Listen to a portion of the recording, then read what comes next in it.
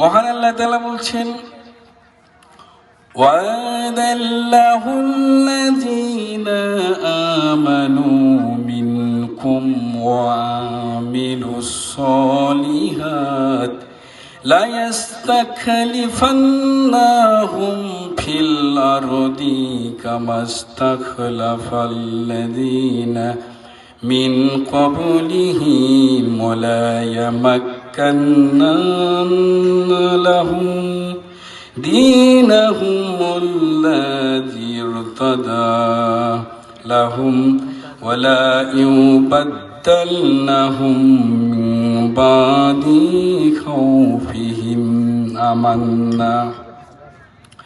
মহান আল্লাহ তাআলা এই আয়াতে কারিমা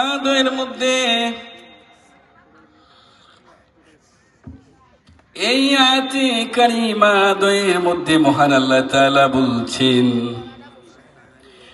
আমি তিনটা ওয়াদা দিলাম তোমাদেরকে, তিনটা ওয়াদা।